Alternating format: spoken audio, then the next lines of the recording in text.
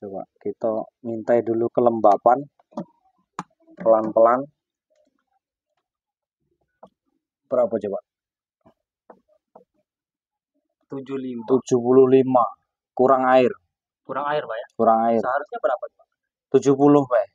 Jangan sampai lebih dari 70. Heeh. Tapi terkadang yang jenisnya ini juga nggak sinkron juga sih. 75 kelembapan. Jangan sampai ke 75. 70, Pak, yang kita butuhkan. Berarti kurang air. Gitu. Harusnya dia itu ke 70, Pak, atau 60. Kalau sampai kelembapan sampai tembus ke 70-an, nah itu resiko. Resiko juga. Nah, kan turun dia. Karena pintunya kita buka. Tadi kan 75 ya. Nah, itu turun. 73. Makin kita keluari, dia makin keluar suhunya. Dia makin ada perbedaan, makin kita keluari. Nah, kan turun dia. 72. Tadi kan 75 ya. Nah, ini akan turun terus. Karena sudah pindah alam kan. Nah, 71. Nah, ini nggak bakalan sinkron juga. Nah, 36, 35.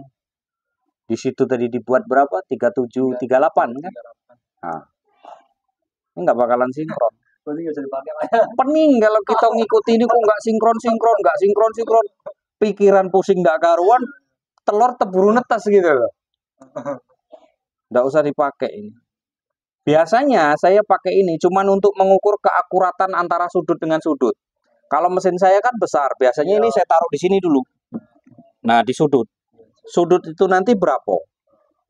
Nah, setelah mungkin sehari semalam saya biarkan di situ, saya tandoi berapa di situ, kemudian saya pindah lagi ke sudut sini. Supaya tahu sudut. Iya, sudut ke sudut itu imbang nggak suhunya? Sebenarnya tidak masalah juga. Kalau di sudut sini misalkan di daerah sudut sini nih agak panas, agak angetnya agak tinggi, selisih dengan yang di tengah, biasanya nanti netasnya dari pinggir dulu. Dia dari pinggir dulu, yang tengah lambat. Biasanya bedanya cuma seperti itu. Tapi kalau semuanya yang di dalam mesin tetas ini nih suhunya ini merata semua, maka di hari itu bisa brel keluar semua. Netasnya bisa serempak semuanya gitu. Nah, ini 69 ini sedang bagus sih sebenarnya 60-an itu.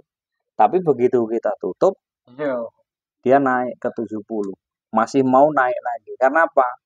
Airnya kurang. Kalau bisa di bagian bawah ini full. Beli yang nampan yang apa ya, yang kayak ada Pak.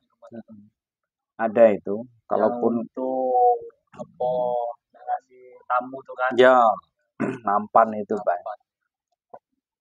Itu pasti kurang. Nah, nanti yang penting tahu teori. Ini kalau bisa kelembapan di atas 50.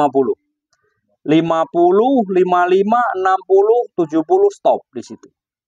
Jangan ke 75. Kalau ke 75, 80, wah itu masak sebelum dia menetas. Itu nanti. Karena apa? Biasanya kalau dia lembabnya terlalu tinggi, dia nggak jadi juga. Karena apa? Lembab ini fungsinya cuman untuk apa ya? Dia cuman untuk memperlembut cangkang telur ini loh.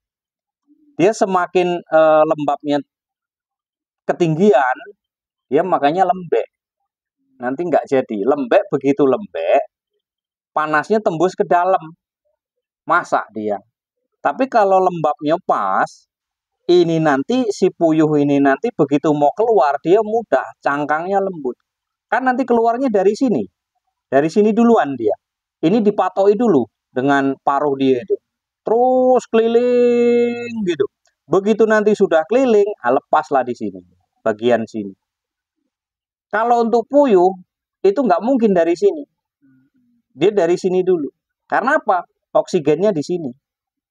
Telur itu kalau kita senter, nanti di sini kopong dia. Ada oksigennya di situ. Nah, disitulah. Nah, terus dia, makanya kalau telur ini, dia perlu pori-pori. Dia perlu napas di sini. Makanya kalau bisa mesin tetes ini ada ventilasinya. Ada lubangnya. Supaya dia kalau sudah lewat dari 8 hari, 10 hari, sudah hidup yang di dalam. Dia sudah bergerak-bergerak. Gitu. Nanti biasanya kan kalau untuk pemula di hari 16, 17 kok ndak netesnya apa masalahnya? Ndak bisa tidur mikirnya. Rendem aja ke air, masuki ke air. Asal dia mau netas, goyang dia. Ini pasti olah lari sana lari sini gitu. Kalau dia mau netas gitu. Ini kelembapannya memang perlu dibenahi dulu. Kelembapannya ini jangan sampai ke 75 ya. Tadi itu kalau kita biarkan pasti dia sampai naik ke 80-an. Tapi saya yakin kalau misalkan di bawah itu nampannya itu lebar, full, airnya full, itu nanti saya rasa bisa turun dia. Kelembapan bisa turun. Nah itu kalau coba kalau misalkan ndak usah dikasih air, tapi wong ini barang triplek ini nih semuanya masih baru sih. Jadi dia masih meresap, dia masih nyedot apa ya, hawa-hawa panas itu masih belum normal gitu ya. Tapi biasanya memang hal yang seperti ini ndak bisa ini 100% kok. Ndak akurat biasanya gitu. Kalau yang model-model kayak gini sih. Kalau saya yang lebih akurat itu malah manual yang seperti ini. Ada ini di sini bulat hygrometer ada, dia satu pasang dia ada. Sininya bulat. Nah, itu saya malah lebih cenderung pakai air raksa kayak gini daripada yang digital kalau untuk pengukuran. Karena kalau digital itu terkadang sensor dia itu kalau pas lagi lemah sulit juga gitu. Nah, kalau saya lebih cenderung ke yang manual-manual seperti ini. Ini kan dia kan pasti selisih. Selisihnya berapa derajat? Ada 3 derajat di sini. Antara ini dengan termostat yang kita punya digital, dia selisih. Jauh selisihnya. Kalau selisihnya cuma 1 derajat sih nggak masalah. Ini selisihnya bisa 4, bisa 3. Berarti kan kalaupun kita mau naikkan suhu yang ini biar supaya ketemu di sininya itu 37. Di sini bisa 40-an. Iya, di sini bisa 40-an. Sedangkan ini kan tadi kan kita setel kan 37, 38. Di sini aja dia mintanya masih sekitar di 36 ya, 35 tadi itu. 35, 36. Yang kita butuhkan 37 atau di 38. Berarti kalau di sini 40 baru di sini sekitar 30-an 8. Kepanasan. Kan kita repot jadinya kita. Sampai kapanpun ya nggak sinkron. Kecuali kalau dikalibrasikan dengan menggunakan termostat yang lain. Itu bisa. Tapi nggak perlu sinkron juga, ya netes. Tetap netes. Tetap netes dia. Nggak mungkin nggak netes. Makanya kalau kita mau netesin, suhu itu di antara 37, 38, 39. Itu silahkan mau pilih pakai yang mana.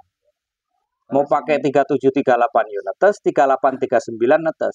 Kalau 40, 41 masak telur. Kemarin kawan di Ladang Panjang, selamat. Saya ke situ pas error. Begitu error, 2 hari sebelum saya ke situ yo error. Begitu error itu pakai termostat yang model ini, dia lepas kendali. Artinya sensor tidak fungsi. Sampai kepanasan 40-an 5 derajat lebih. Terus dia matikan. Terus dicoloki lagi, kayak gitu lagi kejadiannya. Terus dia ganti masih tetap ditetasi telur yang itu. Saya datang ke situ, kira-kira netes enggak mas? Enggak, saya bilang. Saya berani jamin 100% enggak bakal netes. Karena apa? Telur ini kalau sudah pernah kepanasan 10 menit, 5 menit ini kepanasan di dalam, suhunya error, enggak bakalan bisa lagi diterusin. Begitu buktikan sekarang kita pecah masak semuanya telur.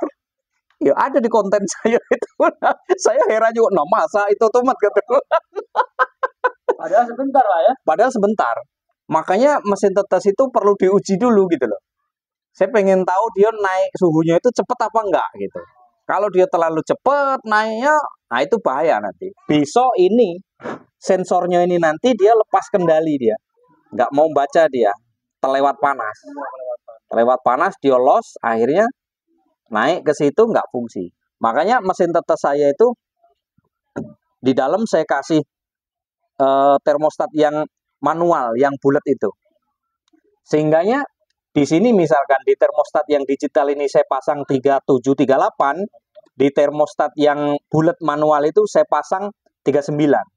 Jadi begitu nanti ini lepas kontrol, begitu ini nanti error, kita masih ada cadangan. Tapi tetap mati semuanya. Gitu. Begitu nanti ini lepaskan termostat yang manual tadi itu kan naik dia mati. Pernah kejadian. Saya masalahnya apa? Sering gagal. Di waktu suhu di tengah hari, panas bukan main, dia ikut nimbrung masuk ke dalam ruangan. Itu yang sering kendalanya di situ. Dan lagi netasi ngisi 1.500 telur punya orang. Pernah gagal sampai 2 kali, 3 kali. Akhirnya saya pasang pakai termostat yang digital iya, kemudian yang kapsul itu iya juga. Jadi pengamanan di situ. Makanya ini tadi coba kita tutup, tapi ternyata nampaknya ini suhunya yang masuk normal. Dia normal, nggak terlalu panas banget. Makanya di sini nanti di 37, 38 melah. 37 hidup, 38 nanti mati. Itu, Be. Jadi ya masalahnya masih perdana sih, masih pemula kan. Apalagi sering ditinggal-tinggal, yang di rumah cuman ibu negara kan, yang nggak tahu apa-apa, taunya nanti dibolak-balik kan gitu. Nggak taunya nanti di situ ada kendala kan, kita kan waktu masih di luar kan kita nggak bisa ini.